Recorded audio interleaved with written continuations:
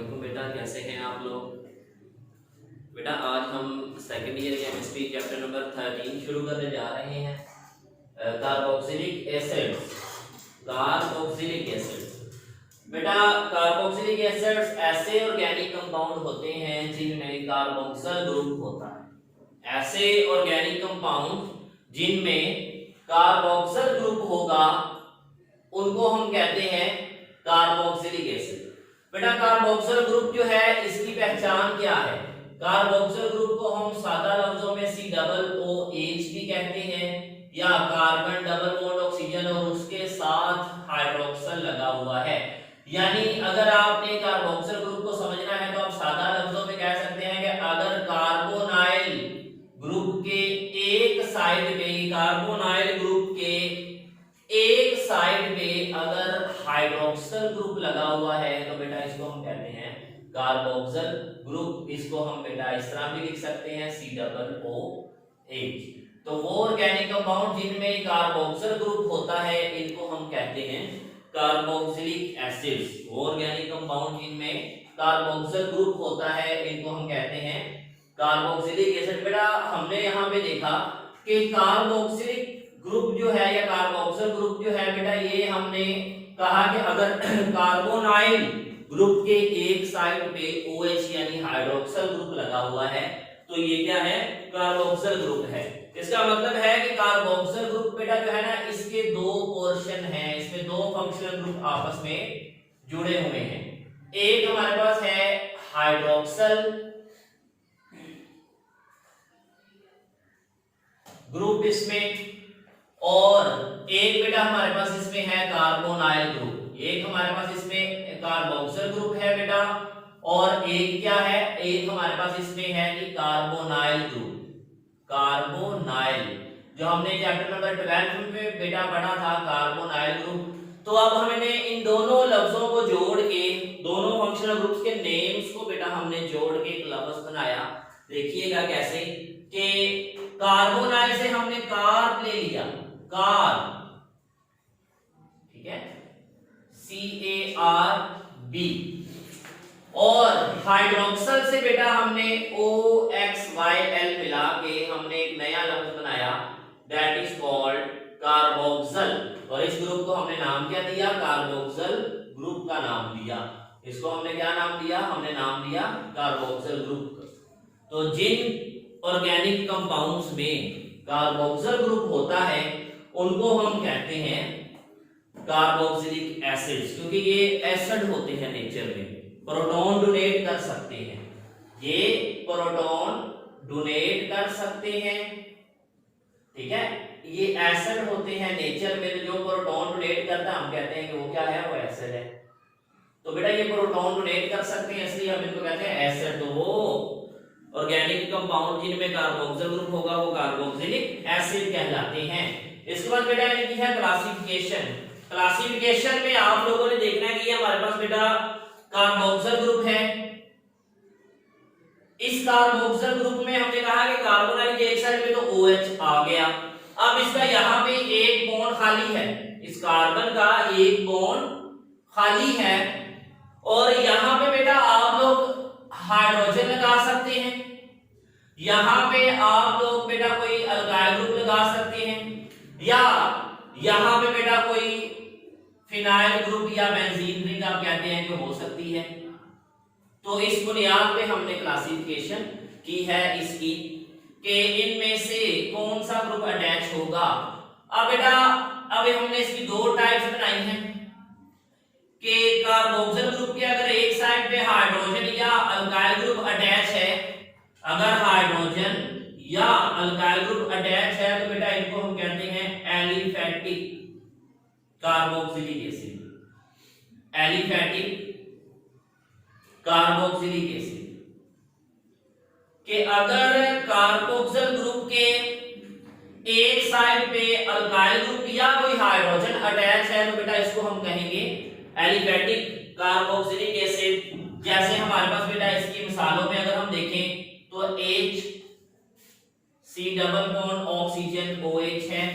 अगर हम इस हाइड्रोजन की जगह पे यहाँ पे अल्काइल ग्रुप लगा दें तो ये हमारे पास बन जाएगा CH3COOH। तो बेटा ये हमारे पास क्या है, एलिफेटिक कार्बोक्सिलिक एसिड। डिपेंड करता है R पे, R अल्काइल ग्रुप है, ये कितने कार्बन वाला अल्काइल ग्रुप आपने लगाया है उतने कार्बन वाला आपके पास एलिफेटिक कार्बोक्सिलिक एसिड बन जाएगा। तो ये बेटा एलिफेटिक कार्बोक्सिलिक हो गया। और दूसरी टाइप हमारे पास बनती है कि जब हमने बेंजीन रिंग लगाई होती है। तो आप लोग जानते हैं ऐसे कंपाउंड जिनमें बेंजीन रिंग होती है उनको हम एरोमेटिक कंपाउंड कहते हैं।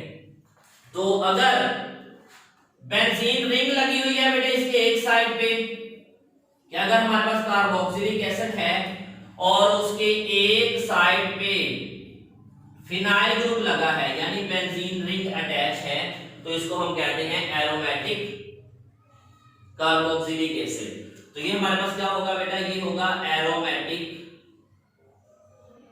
Carboxylic acid.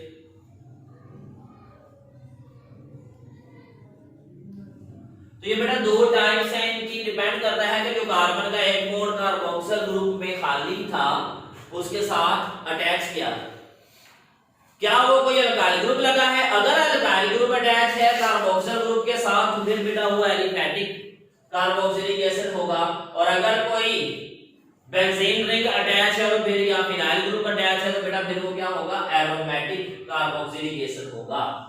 इसके बाद बेटा हमने क्लासिफिकेशन की है कार्बोक्सिलिक एसिड की on the basis of the number of carboxyl group की। कार्बोक्सिलिक एसिड में कार्बोक्सिल ग्रुप्स कितने हैं, कार्बोक्सिलिक एसिड्स में कार्बोक्सिल ग्रुप्स कितने हैं, उस बुनियाद में बेटा हमने कहा कि हमने इनकी क्लासिफिकेशन की। तो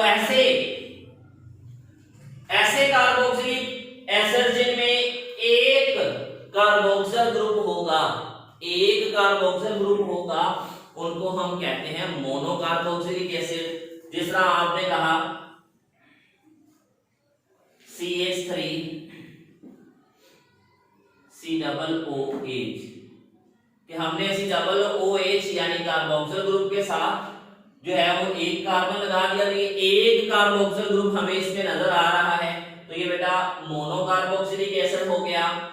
इसी तरह अगर दो कार्बोक्सिलिक ग्रुप अटैच है या दो कार्बोक्सिल ग्रुप अटैच हैं एक कंपाउंड में, तो हम उसको कहते हैं डाई कार्बोक्सिलिक एसिड्स। तो उनमें बेटा हमारे पास जो मिसाल आ रही है वो आ रही है ऑक्सैलिक एसिड की, जिसमें हम देखते हैं कि दो कार्बोक्सिल ग्रुप जो है बेटा वो आपस में एक दूसरे के साथ जुड़े हुए हैं, दो कार्बोक्सिल ग्रुप आपस में एक दूसरे के साथ जुड़े हुए हैं। या आप ये कह सकते हैं कि मेरे पास एक है कार्बन मिथाइलीन ग्रुप है, इसके दोनों साइड्स पे कार्बोक्सिल ग्रुप एक दूसरे के साथ जुड़े हुए हैं।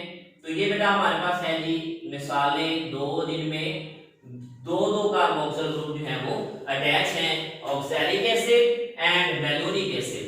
ऑक्सैलिक एसिड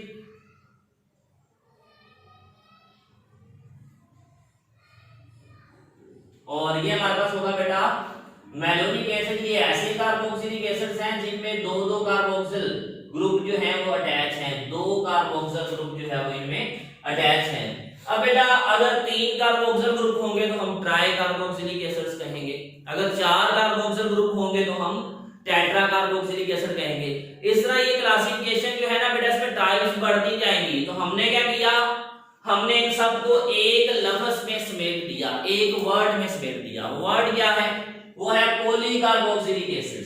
पॉलीकार्बोक्सिलिक एसिड बेटा ऐसे कार्बोक्सिलिक एसिड जिनमें दो या दो से ज्यादा कार्बोक्सिल ग्रुप होंगे, दो या दो से ज्यादा कार्बोक्सिल ग्रुप होंगे, टू और मोर, दो या दो से ज्यादा कार्बोक्सिल ग्रुप होंगे जिन ऑर्गेनिक कंपाउंड में दो या दो से ज्यादा कार्बोक्सिल ग्रुप होंगे, उनको हम कहते हैं पॉलीकार्बोक्सिलिक एसिड्स। और इनमें हमारे पास आ जाते हैं डाई भी आ जाएंगे, इनमें ट्राई भी आ जाएंगे, इनमें टेट्रा कार्बोक्सिलिक एसिड्स भी आ जाएंगे।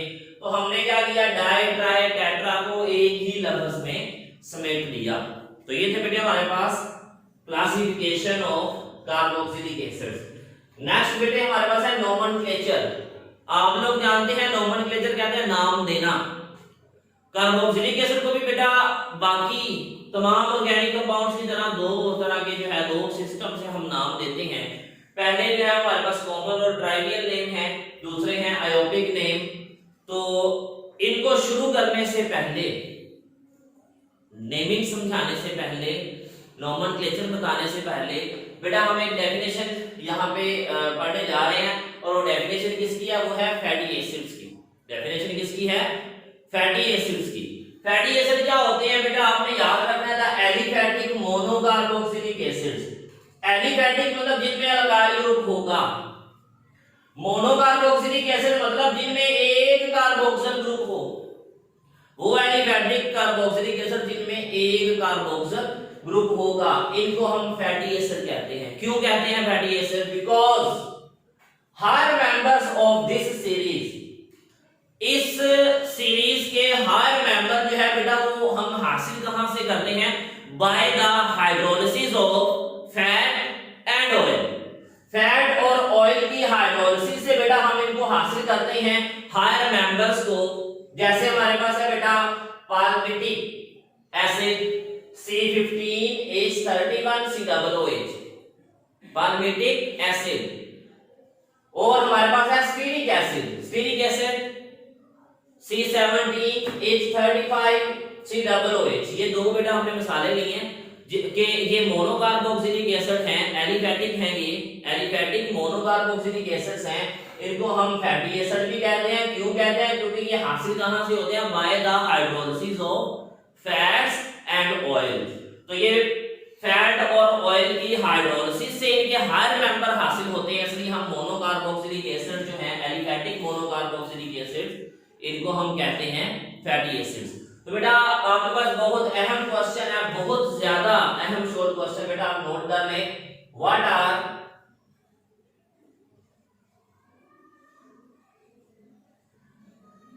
Fatty acids?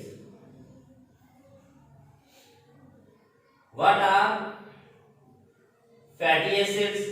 तो बेटा जब क्वेश्चन आता है व्हाट आर फैटी एसिड्स, उस पे आपने इसकी एज इट इज डेफिनेशन लिख देनी है। या क्वेश्चन एक और आप याद कर ले बेटा, यहाँ पे एक और क्वेश्चन भी आ सकता है। ये क्वेश्चन इस तरह से भी पूछा जा सकता है कि why aliphatic carboxylic acids, why aliphatic carboxylic acids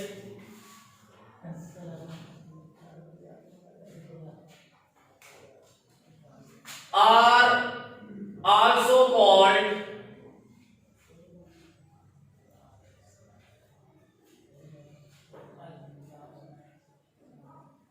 fatty acids.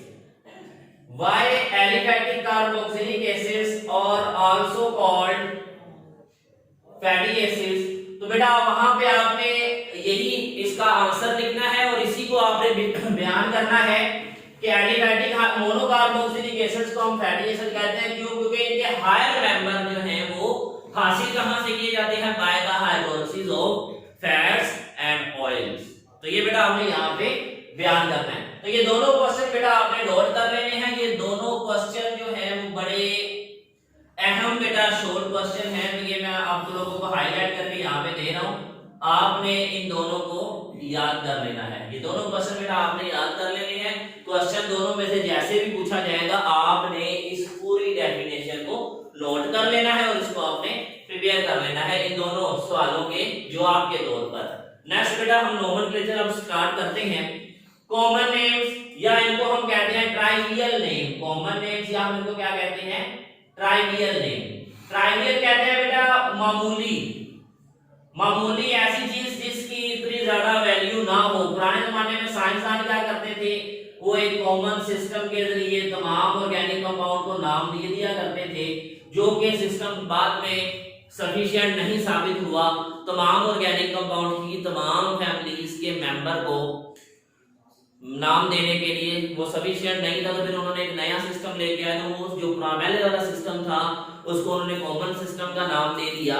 और वो कॉमन या ट्राइवियल नेम्स फिर हम कहते हैं बेटा कॉमन या ट्राइवियल नेम जो कार्बोक्सिलिक एसिड को दिए जाते थे वो दिए जाते थे फ्रॉम द सोर्स। कि वो किस सोर्स से हासिल हो रहे हैं, उस सोर्स के हिसाब से यहाँ पे आपने याद रखना है कि उनकी सोर्स के हिसाब से बेटा हम उनको नाम देते थे कि वो किस सोर्स से हमें हासिल होते हैं। यहाँ पे आपका बेटा जो वर्ड जो है जिसको आपने समझना है वो है सोर्स। सोर्स कहाँ से हासिल होते थे, उस बुनियाद पे उनको नाम देते थे। जिस तरह हमारे पास बेटा है HCOOH कार्बोक्सिलिक एसिड का पहला मेंबर। अगर हम बात करते हैं एलिफैटिक मोनोकार्बोक्सिलिक एसिड की, तो उनका पहला मेंबर जो है वो हमारे पास है HCOOH के कार्बोक्सिल ग्रुप के साथ हाइड्रोजन अटैच हो। तो ये बेटा लातीनी जुबान फॉर्मिका जिसका मतलब है रेड आंट, इसके बाइट के अंदर मौजूद होता था ये कंपाउंड। तो ये सोर्स है तो वहां से हासिल होता है, इसलिए इसको हम कहते हैं फॉर्मिक एसिड। हमने इसको नाम क्या दिया, फॉर्मिक एसिड का। फॉर्मिक एसिड का नाम क्यों दिया, इस रेफरेंस की बुनियाद पे हमने इसको नाम दिया फॉर्मिक एसिड का, और ये नाम हमने इस रेफरेंस की बुनियाद पे इसको दिया। इस तरह CH3COOH ये बेटा हमें हासिल होता है, इसके अंदर जो है बेटा वो 5% बाय वेट आप कह दें कि विनेगर होता है, सिरका जिसको हम कहते हैं सिरका। तो आप लोग सिरके से अच्छी तरह वाकिफ हैं। तो सिरका जिसको हम कहते हैं यूनानी जुबान में लातीनी जुबान में बेटा एसिड हम कहते हैं सिरके को। तो हमने इसी नाम से, इसी रेफरेंस से हमने इसको नाम दिया एसिटिक एसिड का। ये उसकी सोर्स की बुनियाद पे हमने उसको नाम दिया एसिटिक एसिड का। तो यहाँ पे भी हमने एसिटिक एसिड बेटा जो नाम इस्तेमाल किया, ये भी हमने किस बुनियाद पे किया, सोर्स की बुनियाद पे। नेक्स्ट बेटा हमारे पास जो है ना वो है CH3 CH2 CH2 COOH 4 carbon वाला एलिफैटिक मोनोकार्बोक्सिलिक एसिड। इसको हमने नाम दिया ब्यूटायरिक एसिड का। क्या नाम दिया, ब्यूटायरिक एसिड का। हमने इसको नाम दिया ब्यूटायरिक एसिड का। और ये नाम हमने इसको क्यों दिया, ब्यूटायरम से। ब्यूटायरम मतलब बटर, ये बटर में पाया जाता है, इसलिए हमने इसको नाम दिया ब्यूटायरिक एसिड का कि बटर में ये पाया जाता है। तो ये सोर्सेस की बुनियाद पे बेटा हम कॉमन नेम जो है वो कंपाउंड्स को दिया करते थे, सोर्सेस की बुनियाद पे कि वो हमें कहां से हासिल होते हैं, उस बुनियाद पे हमने नाम भी पढ़ लिए और हमने उनकी बेटा सोर्सेस भी पढ़ ली। तो जैसे आप लोग जानते हैं कि ये सोर्सेस जो है that is not a sufficient method, या आप इसको यूनिवर्सल नहीं कर सकते तमाम कार्बोक्सिलिक एसिड्स के लिए। तो हमें एक नया सिस्टम चाहिए था नाम देने के लिए, और वो सिस्टम क्या है, वो है international union of pure and applied chemistry के अकॉर्डिंग हमने जो नाम देने हैं उनको कहते हैं आयोपिक नेम। आयोपिक नेम्स बेटा आयोपिक नेम में जो है ना वो हम कार्बोक्सिलिक एसिड को नाम किस तरह से देते हैं, हम रूट वर्ड इस्तेमाल करते हैं अल्केन।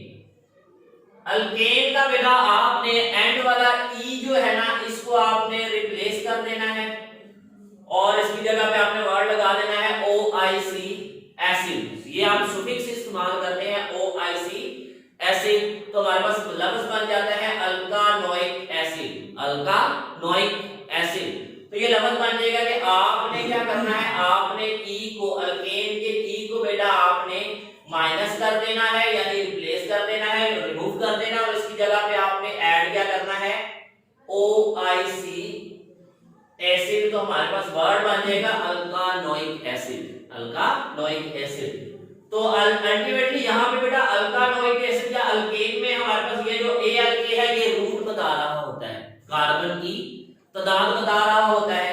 अगर हम एग्जांपल डिस्कस करें तो बेटा मेरे पास यहाँ पे कुछ एग्जांपल्स हैं, जैसे है HCOOH।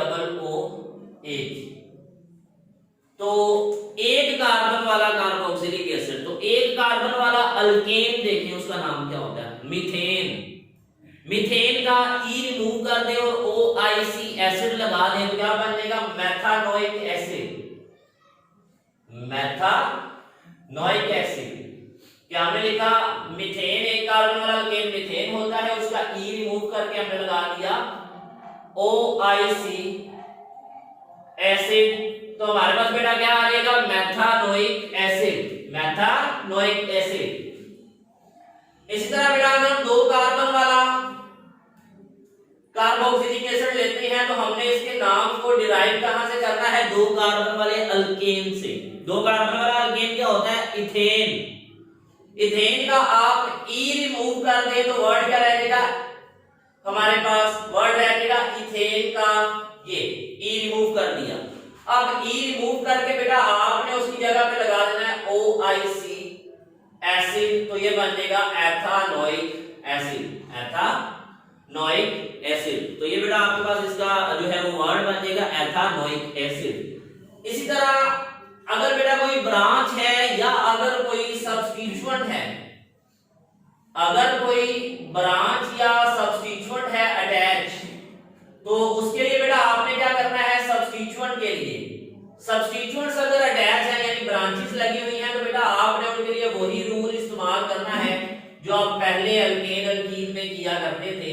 नोमेनक्लेचर में सब्स्टिट्यूएंट के रूल्स बेटा आपने एक ही बार पढ़े हैं, उन्हीं को आपने फॉलो करना है। कि अगर मेरे पास लेट्स सपोज कि ये है CH3, यहां पे आ गया CH, इसके ऊपर एक ब्रांच आ गई मिथाइल ग्रुप, और यहां पे आ गया CH2 और यहां पे आ गया C double bond oxygen and OH। तो अब बेटा यहां पे हमें एक ब्रांच नजर आ रही है तो आप नंबरिंग कर लेंगे ताकि ब्रांच को उसकी पोजीशन के साथ बयान कर सकें। तो नंबरिंग कहां से करेंगे? कार्बोक्सिल ग्रुप में जो कार्बोनाइल कार्बन है उससे, उसको नंबर 1 कहें 1, इस तरह ये 2, इसी तरह ये 3 और ये 4, तो आप नंबरिंग कर लेंगे। अब आपने इसका नाम लिखने से पहले ब्रांच का नाम लिखना है। ब्रांच का नाम क्या है? तीसरे नंबर पे ब्रांच लगी हुई है, पोजीशन का रूल आप जानते हैं, तो आप लिखेंगे 3। ब्रांच कौन सी है? ब्रांच है जी मिथाइल, तो आपने दिया 3 मिथाइल।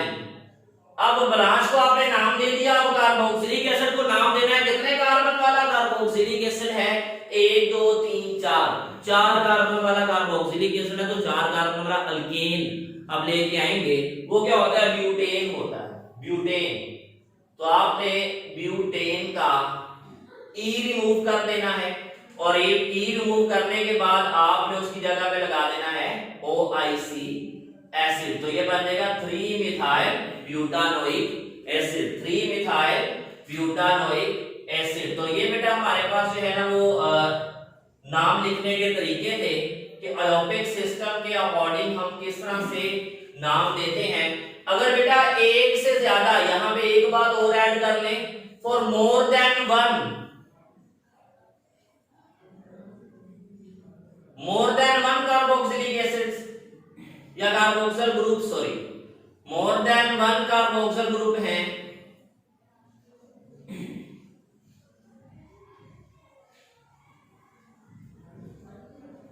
मोर देन 1 कार्बोक्सिल ग्रुप हैं, तो बेटा उसके लिए आप डाइओइक एसिड, डाइओइक एसिड 2 हो तो, 3 हो तो ट्राइओइक एसिड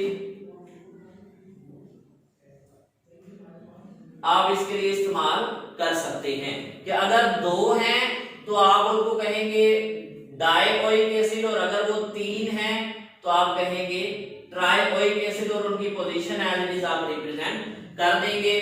जैसे बेटा हमारे पास है COOH, COOH, और इसके साथ लिखा हुआ है हमारे पास CH2, और यहां पे आ गया CH2, और यहाँ पे आ गया COOH। अब ये इसमें 2 कार्बोक्सिल ग्रुप नजर आ रहे हैं, तो नंबरिंग यहां से करेंगे तो ये आ जाएगा 1 2 3 4। तो बेटा आप इसके लिए लिखेंगे ब्यूटेन, क्योंकि टोटल 4 कार्बन हैं, तो आप लिखेंगे ब्यूटेन। उसके बाद आप पोजीशन रिप्रेजेंट करेंगे कार्बोक्सिल ग्रुप की, एक 1 पे है और एक 4 पे है। 1,4 डाइओइक एसिड, 1,4 डाइओइक एसिड, और इसका बेटा जो कॉमन नेम होगा वो होगा सक्सिनिक एसिड। कॉमन नेम क्या होगा? Succinic acid. तो ये बेटा इसका जो है वो कॉमन नेम है, और ये इसका आयोपिक नेम है। तो ये आपने बेटा रूल फॉलो करने हैं। कार्बोक्सिलिक एसिड को नाम देने के लिए आप इन रूल्स को फॉलो करेंगे। कॉमन नेम भी आपने याद कर लेने हैं और आयोपिक याद कर लेने हैं। किस तरह से हम नाम देंगे, कॉमन नेम किस तरह से लिखेंगे कार्बोक्सिलिक एसिड्स के, और आयोफिक नेम किस तरह से लिखेंगे, तो ये आपने बेटा याद कर लेने हैं। नेक्स्ट हमारे पास है बेटा मेथड्स ऑफ प्रिपरेशन, कि अगर हमने कार्बोक्सिलिक एसिड्स को बनाना है तो हम उसको किस तरह से प्रिपेयर करेंगे। कार्बोक्सिलिक एसिड को बनाने के लिए बेटा 5 मेथड है, जिनमें से एक मेथड हम आज यहाँ पे डिस्कस कर रहे हैं, बाकी इंशाल्लाह नेक्स्ट लेक्चर में हम डिस्कस करेंगे। तो एक मेथड जो है ना बेटा वो है by the oxidation of alcohols, by the oxidation of alcohols and aldehydes, by the oxidation of alcohols and aldehydes. कि अगर हम अल्डिहाइड की ऑक्सीडेशन करते हैं तो अल्डिहाइड और अल्कोहल की ऑक्सीडेशन से बेटा हमारे पास कार्बोक्सिलिक एसिड जो है वो प्रोड्यूस होंगे। अल्डिहाइड और अल्कोहल की ऑक्सीडेशन से कार्बोक्सिलिक एसिड प्रोड्यूस होंगे। तो बेटा आपने याद रखना है कि प्राइमरी अल्कोहल्स की अगर हम ऑक्सीडेशन करें या अगर हम अल्डिहाइड की ऑक्सीडेशन करें तो ये एसिडिफाइड पोटेशियम डाइक्रोमेट, एसिडिफाइड का मतलब है कि सल्फ्यूरिक एसिड के साथ आपने पोटेशियम डाइक्रोमेट को मिक्स कर लेना है, एसिडिफाइड हो जाएगा पोटेशियम डाइक्रोमेट जब उसको सल्फ्यूरिक एसिड में आप ऐड करेंगे तो ये हमारा ऑक्सीडाइजिंग एजेंट बन जाएगा।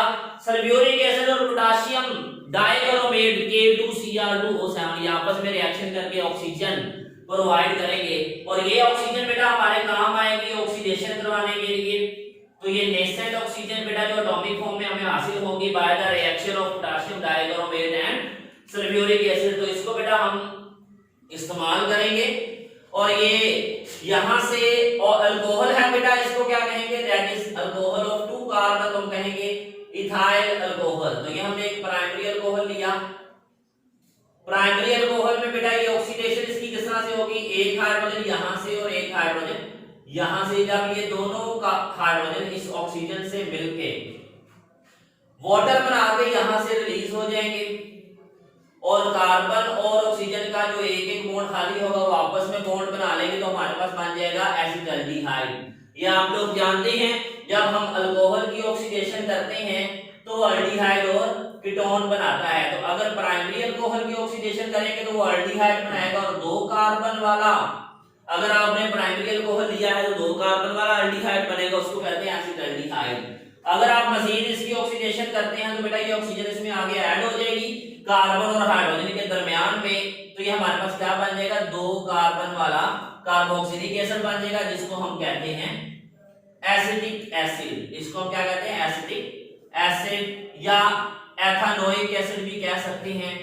अब बेटा आपने बात याद रखनी है कि अल्कोहल को अगर हम ऑक्सीडाइज करवाते हैं तो वो अल्डिहाइड में कन्वर्ट होगा, अल्डिहाइड की ऑक्सीडेशन करते हैं तो वो कार्बोक्सिलिक एसिड में कन्वर्ट होगा। तो ये मैंने आपको शुरू से हम आपको एक चेन बता रहे हैं ऑक्सीडेशन की, अल्केन से ऑक्सीडाइज अल्केन की ऑक्सीडेशन करेंगे तो वो अल्कोहल बनाता है, अल्कोहल की ऑक्सीडेशन करते हैं तो वो अल्डिहाइड और कीटोन बनाता है, और अल्डिहाइड और कीटोन की अगर आप ऑक्सीडेशन करते हैं तो वो स्पेसिफिक बेस से क्या बनाएंगे, कार्बोक्सिलिक एसिड्स बनाएंगे। तो बेटा ये एक ही रिएक्शन है जिसमें अल्डिहाइड भी आ गया, जिसमें अल्कोहल भी आ गया। तो आपने एक बात याद रखनी है कि जितने कार्बन वाला अल्कोहल या जितने कार्बन वाला अल्डिहाइड लेंगे उतने कार्बन वाला ही कार्बोक्सिलिक एसिड आपके पास बन जाएगा।